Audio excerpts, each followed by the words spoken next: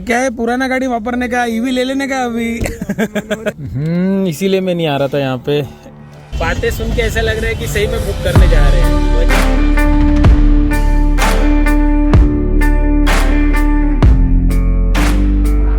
देखो बस, जब भी कोई बाइक लॉन्च होती है, कुछ अलग लॉन्च होता है, तो मैं बड़ा एक्साइट हो जाता हूँ। जैसे ये देखिए, अल्ट्रावॉयलेट की X47 क्रॉसओवर। भाई एडवेंचर काइंड ऑफ एक मोटरसाइकिल है, बढ़िया लग रही है। लेकिन एक मुझे डाउट है, मैं काफ़ी रिसर्च कर रहा था इसके बारे में, मुझे लेना नहीं आया, मुझे कोई ज़रूरत नहीं है भाई। हिमालयन है, निंजा है, काफ़ी अपने लिए।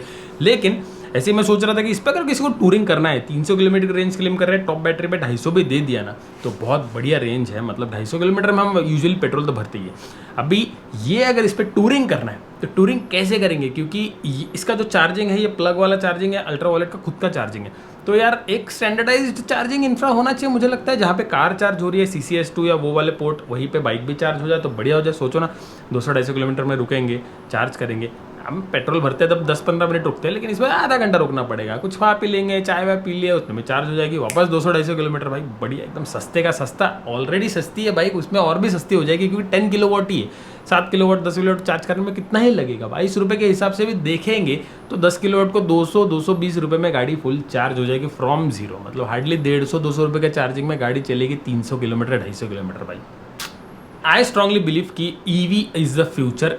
पैसों की बात करें तो मतलब कॉस्टिंग वाइज, अगर ये पूरा जो चार्जिंग इंफ्रा अगर स्टैंडर्डाइज हो गया, गवर्नमेंट ने अंडर कंट्रोल ले लिया और उसको एक रेगुलेशन लगा दिया, तो वेरी हाई चांसेस की जो रेट्स है वो 18-17 पे आ जाएंगे शायद। मतलब 18-17 वाले है कुछ कुछ चार्जेस, लेकिन सारे के सारे शायद कम हो जाएंगे, तो और भी सस्ता पड़ेगा। अब जाके 2025 में लग रहा है कि थिंग्स कैन टर्न अराउंड। आने वाले 5 सालों में मुझे लगता है कि भाई आधे सेल्स हो जाएंगे EV के, specially in cities like Mumbai, जो मेट्रो सिटीज़ है वहाँ पे खतरनाक EV दिख रही है। हर जगह you can see EV, specially Mumbai जैसी सिटी में। मैं जहीं भी जाता हूँ ना, 20-25 EV दिख जाती है मुझे रास्ते में। इसी चीज़ को मद्देनजर रखते हुए थोड़ा सा सोच रहे कि चलो एक दो EV देख लें। थोड़ा देखने में क्या जा रहा है ना, अंदर जाके बैठेंगे, थोड़ा कैसा फील आता है, क्या आता है। आपकी भाभी को बिठाएंगे, जो होम मिनिस्टर होती है उनका अप्रूवल चाहिए होता है, तो पहले आप देख लो, आप बैठो, आपको सही लगता है कि अपने को सबसे इंपॉर्टेंट है रियर कंफर्ट। ये साल जो पूरा था ना हमारा, थोड़ा सा स्लैक पीरियड था। मतलब घर भी ले लिया, फिर अभी बच्चे भी 2 है, सिया बहुत छोटी, अब जाके थोड़ी बड़ी हो रही है, 1 साल की हो जाएगी, तो things will improve day by day. जैसे जैसे महीने आगे बढ़ेंगे वैसे हमारा फ्रीडम थोड़ा कम बैक मारेगा, हम और ज़्यादा ट्रैवल करना स्टार्ट करेंगे।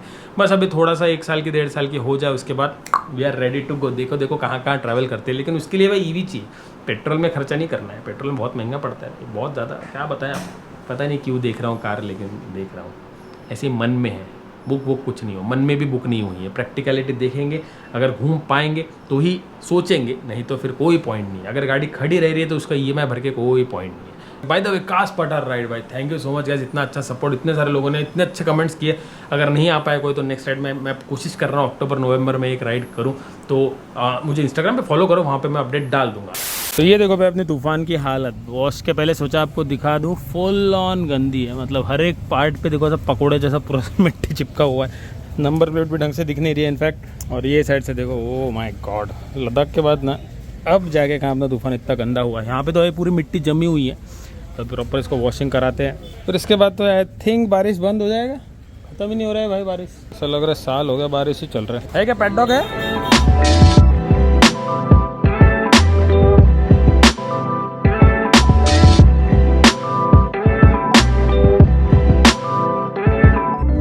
चलो भाई ऑलमोस्ट हो गया, काफ़ी डीप क्लीनिंग के, मतलब अंदर इधर हाथ डाल के। बस थोड़े बहुत तो गंदगी रहेगी आई थिंक, क्योंकि बहुत ज़्यादा गंदी हुई है, पूरे अंदर तक धूल मिट्टी गप गई है ना। थोड़ा शायद नेक्स्ट वॉश में प्रॉपर क्लीन होगी गाड़ी। फिलहाल के लिए चलो काम चल जाएगा, काफ़ी अच्छे से क्लीन किया है।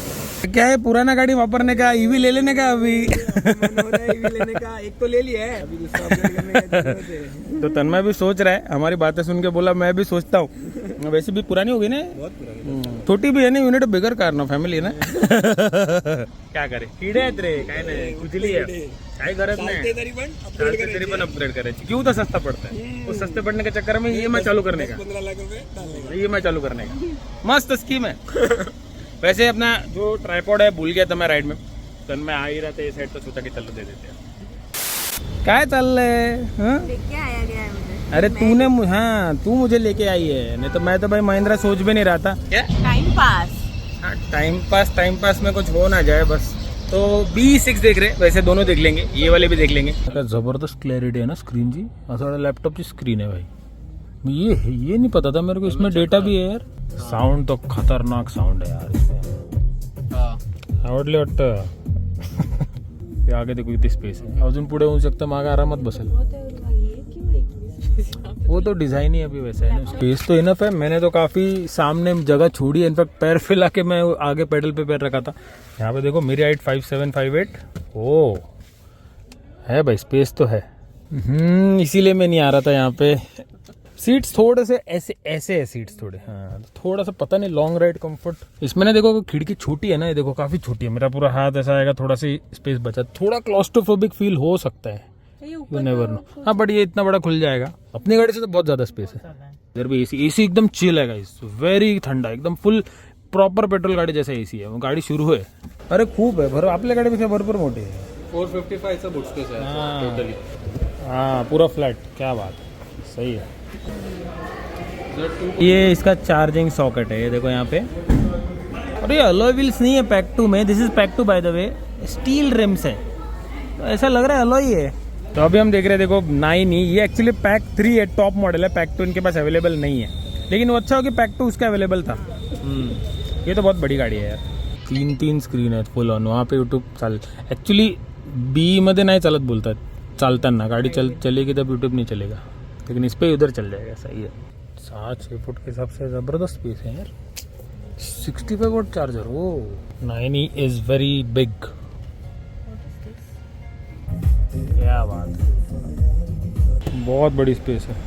ये तो फुल आपले XUV सारखे 500 सारखे, हाँ आरामात। चलो ठीक है, कौन सी अच्छी लगी?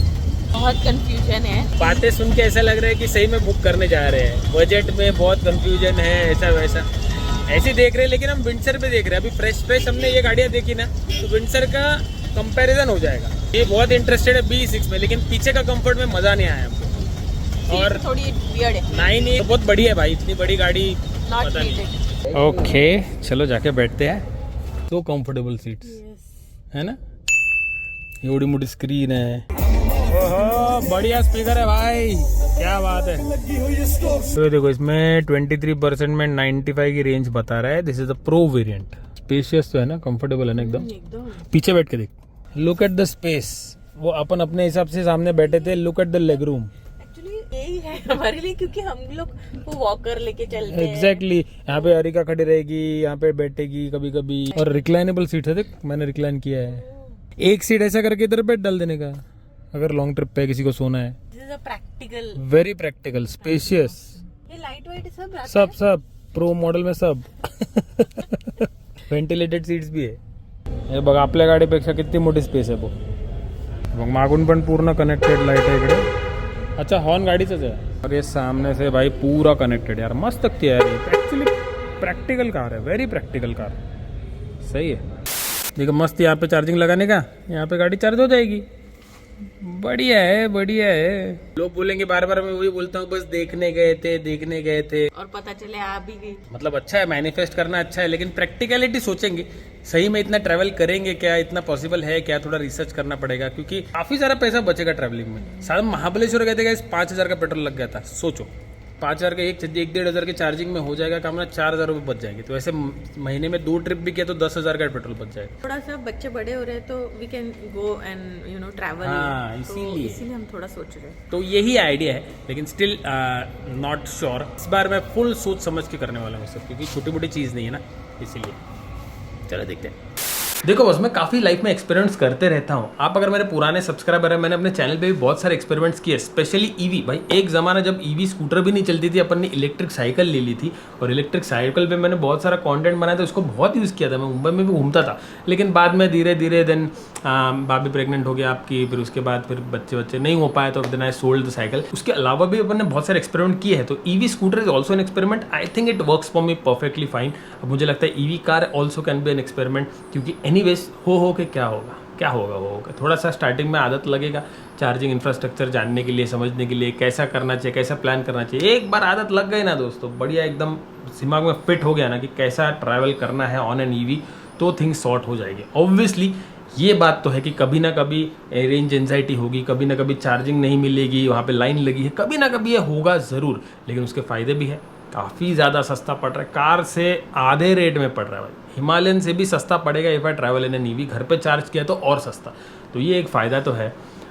लेकिन बस बात यही है कि ट्रैवल कर पाएंगे ना, नहीं तो ले लिया भाई गाड़ी, नीचे गाड़ी खड़ी है, EMI भर रहे, गाड़ी हिल ही नहीं रही है, तो ऐसा नहीं चाहिए अपने को। तो सोचते इसके बारे में अभी तक कुछ सीरियसली डिसाइड नहीं किया है। आप बताओ आपके इनपुट्स, डीजल कार है पेट्रोल कार लेने के लिए, फिर मैं 10 बार सोचूंगा क्या करूँ लेके, पता चले 1 साल बाद मैं रिग्रेट कर रहा हूँ भाई कि ईवी का इंफ्रा बढ़िया हो गया और फिर अरे यार ईवी लेनी चाहिए थी।